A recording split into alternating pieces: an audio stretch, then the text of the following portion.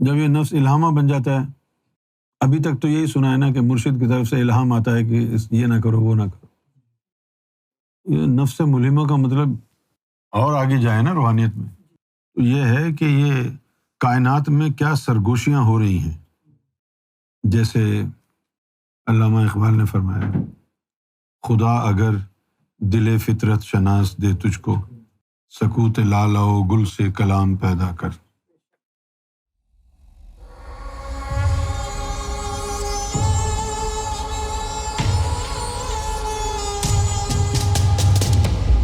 روحانی فیض کیا ہے، کس کو کہتے ہیں؟ دیکھو، لفظ روحانی روح سے نکلا ہے، تو آپ کی روح کو فیض ہونا روحانی فیض ہے. فیض کا مطلب ہے فائدہ، لیکن روحانیت میں روح کو فیض ہونے سے مراد کیا ہے؟ آپ کے سینے میں 5 ارواح موجود ہیں، ایک آپ کے سر میں ہے، تو یہ 6 مخلوقیں اللہ تعالیٰ نے آپ کے اندر ڈالی ہیں. 7ویں مخلوق نفس ہے، شیطانی ہے، اس کو انسان بنانا ہے، پاک کرنا ہے. اب یہ جو 6 روحیں آپ کے اندر ڈالی ہیں، ان کو بیدار کرنے کے لیے مرشد کامل کی ضرورت ہے. مرشد کامل ان کو بیدار کر کے ان کی پرورش کے لیے، ان کی غذا نور ہے، ان کی پرورش کے لیے پھر رب کا نام ان روحوں کو سکھاتا ہے. پھر ہر روح رب کے نام کا ذکر کرنے لگ جاتی ہے. اس ذکر کرنے سے نور بنتا ہے، وہ نور پھر اس روح کی غذا بن جاتا ہے. پھر اس کی غذا بن گیا، ایک دن آتا ہے نا کہ وہ نوری غذا سے مضبوط ہو جاتی ہیں، طاقتور ہو جاتی ہیں. پھر ان کو پرواز سکھائی جاتی ہے. پرواز سیکھنے کے بعد وہ پھر جس مخلوق کا جس جہان سے تعلق ہے، وہاں آنا جانا اس کا شروع ہو جاتا ہے. جیسے لطیفہ قلب کا تعلق عالم ملکوت سے، تو جب لطیفہ قلب بیدار ہو جاتا ہے، طاقتور ہو کے اس کے جز سے نکل جاتے ہیں، تو وہ عالم ملکوت تک سیر تیر کرتا ہے. وہ پھر انسان کی روح ہے، وہ روح جب بیدار ہو جاتی ہے اور طاقتور ہو جاتی ہے. اب دیکھو، طاقتور ہونے کا بھی اپنا اپنا ایک معیار ہے. تھوڑی بہت طاقت سب میں ہی ہے. یہاں پہ کچھ لوگ زیادہ طاقتور ہیں. کتنی طاقتور روح ہے آپ کی، اس کا پتہ اس وقت چلتا ہے کہ جب یہ روح جسم سے نکل کے پرواز کے لیے جاتی ہے. جن کی روح بہت زیادہ طاقتور ہوتی ہے، ان کو تو پتہ بھی نہیں چلتا ہے، یہاں سے نکلے وہاں پہنچ گئے.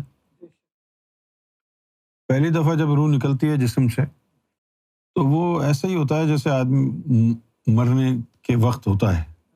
اس کو یہی لگتا ہے کہ میں مر رہا ہوں. روح نکلتی ہے، جسم نظر آتا ہے. جب پہلی دفعہ میرے ساتھ یہ ہوا تو اس کی اسپیڈ ایسی تھی نا، سرکار کی نظروں سے گئی نا وہ. ایک تو روحوں میں خود طاقت ہوتی ہے، اور دوسرا یہ ہے کہ اگر مرشد بہت سخی ہو تو پھر وہ اپنی نظروں سے جو ہے، جیسے راکٹ کے پیچھے جو ہے ایک انجن لگا ہوتا ہے، اس طرح اس کی نظریں اس کو دھکیلتی ہیں اوپر. مرشد کی نظر جو ہے نا اس کو دھکیلتی. پھر اس کی اپنی پرواز کیا ہوئی. تو جب روح پہلی دفعہ نکلی تو وہ سرکار کی نظروں نے دھکا دیا،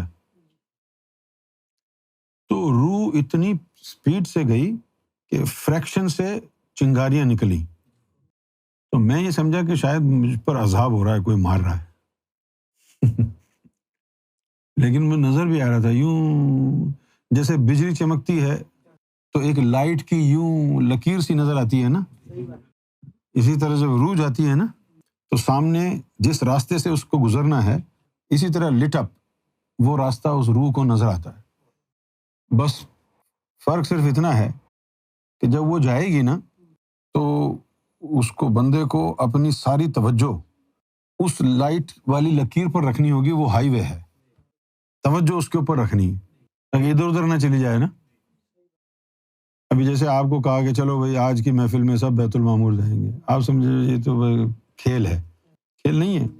اتنی ساری روحوں کو جمع کر کے اپنے کاندھے پہ سوار کر کے روح پھر جائے گی، کتنا اس کا وزن ہے لوگوں کا اس روح کے اوپر۔ تو اس کے اوپر جس طرح جہاز جب لینڈ کرتا ہے تو سب سے زیادہ ضروری چیز ہوتی ہے کہ جو سینٹرل لائن ہوتی ہے نا رن وے کی، تو آپ کا جو اگلا ٹائر ہے نا جہاز کا، وہ اس کے اوپر رہے، اس سے ہٹے نہ، ورنہ ادھر ادھر چلا جائے گا۔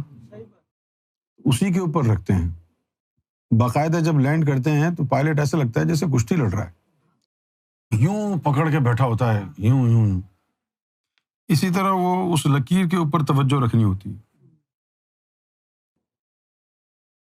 اللہ تعالیٰ کا تخت بچھا ہوا ہے چوتھے آسمان پہ، وہاں وہ حاضر ہوتا ہے روزانہ۔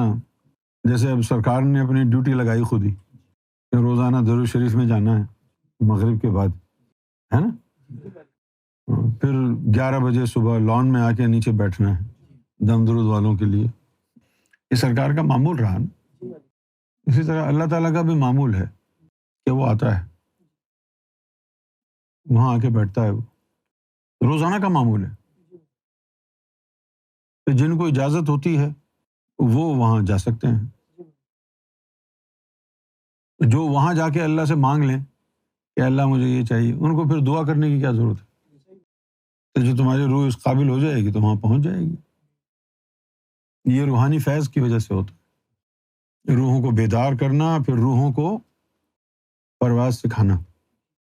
یہ لطیفہ قلب ہے۔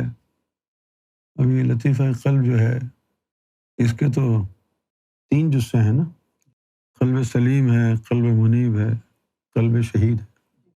قلب منیب وہ ہوتا ہے جس کا رخ اللہ کی طرف ہے۔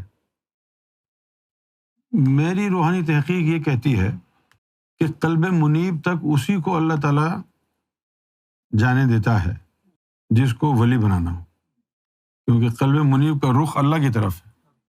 اللہ کی طرف رخ اسی لیے وہ کر رہا ہے نا کہ اسے دوستی کرنی ہے۔ اب آپ جتنا مرضی ہے لوگوں کو کہیں کہ بھائی دل اللہ کی طرف لگاؤ، دنیا سے منہ موڑ لو، دنیاوی چیزوں سے منہ موڑ لو، چھوڑو، یہ سب فانی ہے، کیا اثر ہوگا کسی پہ؟ اللہ کی طرف رخ کس کا ہوگا؟ جس کا قلب منیب کے درجے پر آ جائے، وہ خود بخود ہو جائے گا۔ جس کو صرف مومن رکھنا ہوتا ہے اس کو قلب منیب نہیں ہوتا، اس کا رخ تو جنت کی طرف ہے نا۔ اب سات و لطیفے تو جاری ہیں، ٹھیک ہے، سات و لطیفوں سے فرق نہیں پڑتا، اس سے فرق پڑتا ہے کہ قلب کا جثہ کون سا نکلا ہوا ہے۔ اس کے 7 لطیفے جاری ہیں اور قلب سلیم ہے، اس کے 3 لطیفے جاری ہیں لیکن قلب منیب ہے، یہ تو ولیوں میں چلا جائے گا نا، باقی لطائف بعد میں بھی ہو جائیں گے۔ اسی طرح نفس کے جزء ہیں، نفس کے 4 جزء ہیں۔ جب یہ نفس الہامہ بن جاتا ہے، ابھی تک تو یہی سنا ہے نا کہ مرشد کی طرف سے الہام آتا ہے کہ یہ نہ کرو وہ نہ کرو۔ یہ نفس ملہمہ کا مطلب اور آگے جائے نا روحانیت میں، تو یہ ہے کہ یہ کائنات میں کیا سرگوشیاں ہو رہی ہیں۔ جیسے علامہ اقبال نے فرمایا، خدا اگر دل فطرت شناس دے تجھ کو، سکوت لالہ و گل سے کلام پیدا کر۔ اگر اللہ تعالیٰ نے تیرے قلب کو فطرت شناسی عطا کی ہے تو پھر کیا ہوگا؟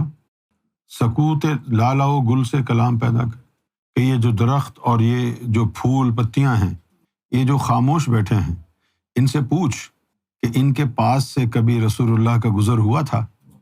ان کے پاس سے کبھی غوث پاک کا گزر ہوا تھا؟ ان کے پاس سے کبھی خواجہ غریب النواز کا گزر ہوا تھا؟ ان کے پاس سے کبھی سرکار گوھر شاہی کا گزر ہوا؟ تو یہ ساری داستان تجھے بتائیں گے۔ وہ الہام کی صورت میں آ جاتا ہے۔ تو نفس الہامہ والا جہاں جہاں سے بھی گزرتا ہے تو پودے، درخت، چرند پرند اس کو آوازیں دیتے ہیں، وہ کھڑا ہو جاتا ہے، وہ کہتا ہے کہ جی یہ جو سامنے پگڈنڈی جا رہی ہے نا، یہاں سے عیسیٰ علیہ السلام کا گزر ہوا تھا، یہ جو جا رہی ہے یہاں سے فلاں ہستی کا گزر، یہ جو جا رہی ہے یہاں کا گزر۔ لیکن اب درجے ہیں نا مومن کے بھی، ایک تو شریعت کا مومن ہے، ایک طریقت کا مومن ہے، ایک حقیقت کا، ایک معرفت کا مومن ہے۔ 4 طرح کے مومن ہیں نا۔ اب پتہ نہیں کہ تم کون سا مومن ہے۔ ایک عالم احدیت کا مومن ہے، اس طرح کا مومن ہے کہ جس کے اندر اللہ خود مومن ہے. 4 طرح کے یہ مومن ہو گئے. اب جو جس طرح کا مومن ہوگا اس کے حساب سے ہی اس کا طاقت اور اتھارٹی اور مقام اور مرتبہ ہوگا. طریقت کا مومن بننا ہے تو پھر اللہ کی جگہ للہ کا ذکر کرو. لیکن اس میں زکوٰۃ زیادہ ہے، 97.5% زکوٰۃ. تو یہ راستہ انہی کے لیے ہے نا جو اللہ کو چاہتے ہیں. وہ تھوڑی دیکھتے ہیں کہ کتنی زکوٰۃ دینی پڑے گی. اور یہ سوچیں کہ نہیں اس میں تو یار 97.5% اللہ کو دے دیں گے، ہم کو کیا بچے گا. ان لوگوں کے لیے ہے ہی نہیں راستہ. یہ راستہ تو انہی کے لیے ہے جو سب کچھ نچھاور کرتے ہیں.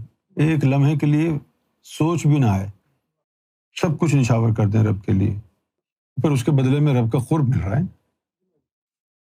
اور پھر دنیا میں جن لوگوں کی زندگی ایسی گزرتی ہے پریشانیوں میں، مصیبتوں میں، یہ وہی لوگ ہوتے ہیں جن کو اللہ چاہتا ہے. کیونکہ یہ بیچارے عبادتیں تو کرتے نہیں ہیں، زیادہ سے زیادہ کیا کریں گے؟ کھانا بنا لیں گے گھر آ کے، سارے دن بال بناتے رہیں گے ہیئر ڈریسر کی شاپ پہ. تو یہ عبادت تو نہیں ہے نا.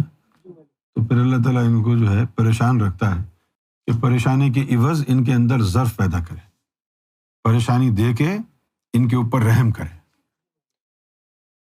جن کو اللہ تعالیٰ چن لیتا ہے اگر وہ عبادات میں نہ ہوں تو پھر اللہ تعالیٰ ان کے اوپر بلا اور مصیبت ڈالتا ہے تاکہ وہ جو عبادتیں انہوں نے نہیں کی ان کا کفارہ ہو جائے. کیونکہ قبول کر لیا، اب رکھنا تو اس نے ہے. قبول جب کر لیتا ہے تو یہ تھوڑی ہے کہ بھئی وہ کہے کہ تو نماز نہیں پڑھ رہا تو دفع ہو جائے. وہ نبھائے گا اللہ. لیکن اللہ کے پاس تو ٹرکس ہے نا. تو نماز نہیں پڑھ رہا تو تیرے سر میں درد کر دے گا. اب کہے گا یا تو سر کا درد برداشت کر یا نماز پڑھ. بیمار کر دے گا، اٹھا بیٹھا نہیں جائے گا. چل یہ کر لے پھر، ٹانگ میں درد، منہ میں درد، گردن میں درد، ہر جگہ درد، یہ نماز پڑھ. عام لوگوں کے لیے نہیں ہے یہ. عام لوگ تو مشٹنڈے ایسے ہی گھومتے رہتے ہیں ادھر، نہ نماز رہنے دو، ان کو تو کچھ نہیں ہوتا. جن کو اللہ قبول کر لیتا ہے یہ ان کی بات ہے. جن کو اللہ تعالیٰ قبول فرما لیتا ہے نا کہ بس ٹھیک ہے آج سے تم میرے، میں تمہارا، اس کے لیے ایک حدیث ہے. وہ حدیث کیا ہے؟ رسول اللہ صلی اللہ علیہ وسلم نے فرمایا کہ اللہ نے یہ کہا کہ جن کا میں حبیب بن جاتا ہوں تو جب وہ بیمار ہوں تو میں ان کا طبیب بن جاتا ہوں. تو بیماری تو 2 طرح کی ہے نا. ایک ظاہری بیماری جسم کی، ایک روحوں کی بیماری ہے. روحوں کی تندرستی زیادہ بہتر ہے جسم کی تندرستی سے. اور پھر یہ جو ولایت وغیرہ میں چلے جاتے ہیں فقر با کمالیت میں، تو ان کو کوئی نہ کوئی بیماری ہر حال میں لگتی ہے. اس کی وجہ یہ ہے کہ نور کی شدت زیادہ ہوتی ہے، خون میں حدت پیدا ہو جاتی ہے، خشکی ہو جاتی ہے ان کے جسم میں نور کی وجہ سے. نور کی وجہ سے بڑے پرابلم ہوتے ہیں. ہڈیوں میں درد ہو جاتا ہے. روح جب نکلتی ہے تو ہڈیوں کے جوڑ کھولتی ہے. روح نکل گئی، جوڑ کھل گئے تب نکلی نا.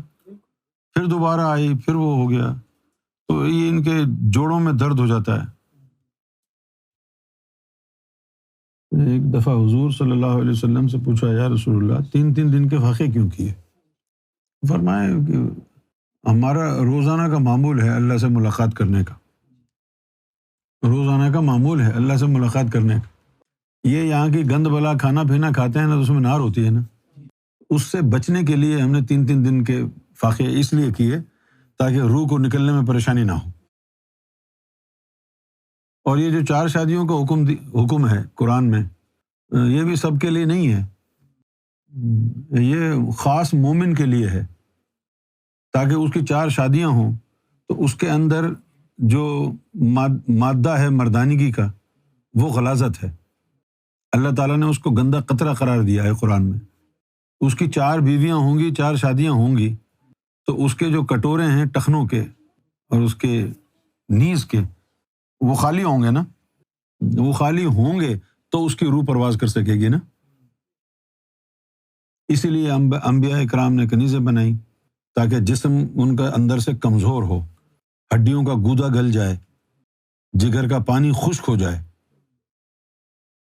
کیونکہ جب عشق میں مبتلا ہو جاتا ہے بندہ رب کے تو اس کی تجلیات سے، اس کی شعاؤں سے جگر خشک ہو جاتا ہے۔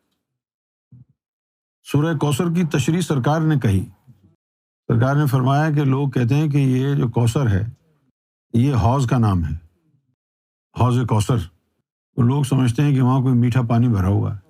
سرکار نے فرمایا نہیں، میٹھا پانی نہیں ہے، یہ ایک ایسا تالاب ہے جہاں محمد صلی اللہ علیہ وسلم کے عاشقوں کے جگر کا خون ہے۔